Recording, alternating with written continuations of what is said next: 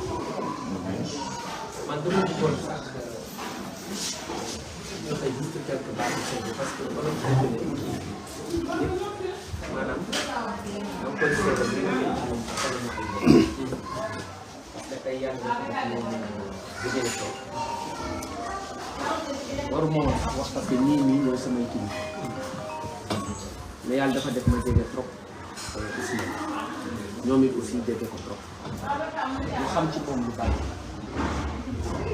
Ousmane bi ñu ko rajee en 2006 dafa ñëw mu ne ma ah petit frère man de rajo ma ne ko dégg naa ko fekk mu fekk ma tribunal mu ne ma rajo nañ ma de mais yàlla baax na ma ne ko yàlla mu ngi mu ne ma ne ko am nga xaalis mu ne ma sama compte bi defe naa 85 000 moo ci ma jël xaalis bi ko def mu sànni ko ci suuf boobu mu ngi am compte EGDS mu ne ma 85 000 moo ci mu nekk inspecteur principal des impôts et domaines. Il a été radié et lorsqu'il avait dans son compte pour ça une somme de 85 000 francs dans son compte logé à la justice. Après cela,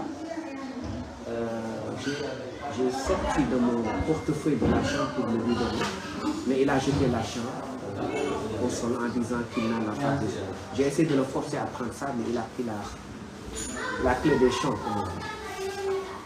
Après cela, il a été victime de beaucoup d'injustices. Parce que Ousmane a son style.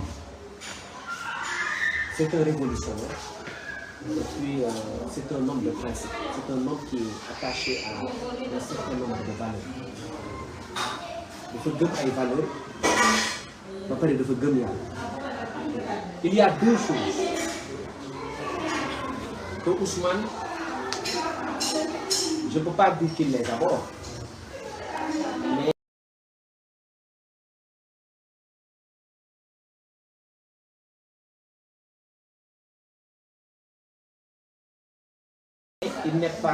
il n'est ni pense, certains disons, pensent qu'il a des ambitions démesurées en termes de conquête de pouvoir. Mais pour qui connaît Ousmane Sonko, Ousmane n'est pas le profil type à vouloir par tous les moyens accéder au pouvoir.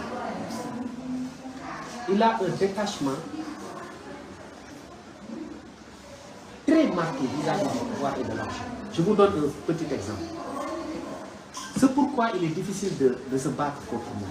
C'est parce qu'il peut se battre avec des gens avec qui il ne partage pas les mêmes idéaux, mais également les mêmes passions ou les mêmes objectifs. Quand on se bat contre quelqu'un qui veut accéder au pouvoir systématiquement, alors que vous êtes désintéressé par le pouvoir, il est difficile de combattre celui-là qui est désintéressé par le pouvoir. Ousmane Sonko est comme ça. Dafa am ñaar yëf yoo xam ni moom intéressé wu ko muy pouvoir ak alal. Keroog dama fa dem ma jël sama kalpe ba ma jëlee sama kalpe parce que su ma toogee comme fii laa koy def ci ginnaaw daf may gêner du ma am confort ma jël kalpe bi teg ko mu ne ma ah sa waay yow da nga yàgg yow ku yàgg man ko lu tax mu ne ma parce que man kalpe ça fait des années xaw ma kalpe musuma pratiquement man du ma utiliser kalpe ma ne ko mais yow dans ce cas comment est-ce que tu fais pour vivre mu ne yàlla rek donc ñi koy xeex xamuñu ko Ousmane xol bi dafa rafet dama koy diiñ ci Serigne Touba kenn gënu ko xol man de tuuti naa trop ci conseil président Macky Sall parce que xale la ndaw laa rek man ñoom ñëpp peut-être ñooy sama kii mais li ma mën a wax mooy bu xamoon Ousmane Sonko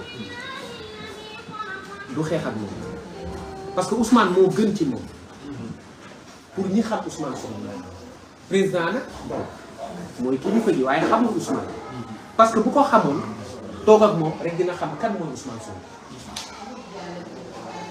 Ousmane Sonko ñi koy xeex xamuñu ko dañ ko sori ceux qui combattent Ousmane Sonko sont loin de lui, ne le connaissent pas.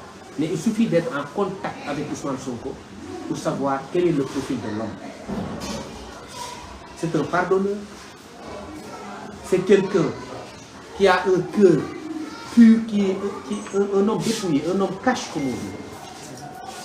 Et c'est ça Ousmane Sonko. Détaché du pouvoir, un homme détaché de l'argent. Ceux qui pensent que Ousmane Sonko a une obsession pour le pouvoir peuvent déposer leur clip et leur clan. Parce que c'est pas ça le personnage d'Ousmane Sonko. Il a un détachement véritable vis-à-vis du pouvoir. Alors, comment se battre contre quelqu'un alors qu'il vous dit que moi, le pouvoir, l'accession à la magistrature suprême, que j'y aille ou non, ça m'est totalement égal. Il se combat, il se bat pour des principes et il se bat pour les Sénégalais qui sont eux. Et c'est important de le dire. Parce qu'il n'a pas une obsession folle pour le pouvoir. C'est pas ça le personnage d'Ousmane Sonko. Ousmane est quelqu'un de généreux. Xol bi rafet na. Il suffit de lui parler pour savoir qu'il y a peut-être une sorte de dichotomie entre Ousmane Sonko policier et Ousmane Sonko père de famille. C'est quelqu'un qui est tellement simple. Quand il me voit, ah, maintenant, c'est comme ça qu'il parle. De façon à ce que vous ne pouvez même pas imaginer que c'est le même homme charismatique qui explose tous les records dans le continent africain. C'est ça le personnage d'Ousmane Sonko, un bon père de famille, quelqu'un qui tient à sa famille, qui tient à ses épouses et à ses enfants. Un homme affable, un homme sans histoire. C'est ça le véritable personnage de M. Ousmane Sonko. Le charisme est inné. Et c'est Dieu qui donne le pouvoir. C'est ça sa philosophie. Un homme ne peut pas donner le pouvoir, un homme ne peut pas empêcher à un autre homme d'accéder au pouvoir. C'est Dieu qui donne le pouvoir. Et c'est ce à quoi lui, Ousmane Sonko, il donne. C'est ça sa philosophie. Pour ceux qui le connaissent, Ousmane Sonko n'est pas un homme. C'est la première fois que je fais un témoignage sur Ousmane Sonko, parce que je suis avec sa famille, je suis avec sa maman, qui, ne l'oublions pas, est enseignante. C'est pourquoi je m'exprime en langue française. Un homme humble. Il est humble. Il écoute tout le monde. Il n'est pas têtu, contrairement à ce que l'on croit. Et il est très souvent mis en minorité. Quand il met sur la table ici. Et quand vous lui dites la vérité, il est réceptif. Et il vous dit que vous m'avez dit la vérité et donc je l'accepte. J'acquiesce à ce que vous m'avez dit. Mon idée de départ était erronée. C'est ça aussi Ousmane Sonko. C'est un homme qui aime son pays. Personne ici dans ce pays n'a le monopole du patriotisme ou de l'amour pour la patrie. Même ses pourfendeurs et ses détracteurs n'aiment pas le pays plus que lui. Je suis persuadé, pour l'avoir côtoyé, pour l'avoir connu depuis à peu près une vingtaine d'années, Ousmane Sonko est un homme qui, plus que quiconque, aime son pays. Bon, j'ai fait un petit glissement. Ce n'est pas à l'ordre du jour. Mais je pense que ce pays a besoin de paix. Ce pays a besoin également de calme et de stabilité. Le seul message que l'on puisse envoyer à nos interlocuteurs, parce que je vois que je suis filmé depuis, c'est que même le pouvoir de cassation qu'ils ont introduit n'est pas nécessaire à mon avis. La démocratie a soufflé à partir d'hier. Un nouveau vent a soufflé. Je pense qu'il est bon qu'on accompagne ce processus pour apaiser ce pays-là. et que Dieu donne le pouvoir à celui-là qui le plus aime son pays. Et je suis persuadé que Ousmane Sonko aime son pays plus que tout. jërëjëf yaay boobu loolu lañ amoon lu ñu wax ci tubaab ak ci wolof. man juste def benn témoignage comme ça ñu wax ci Ousmane. Bon, mal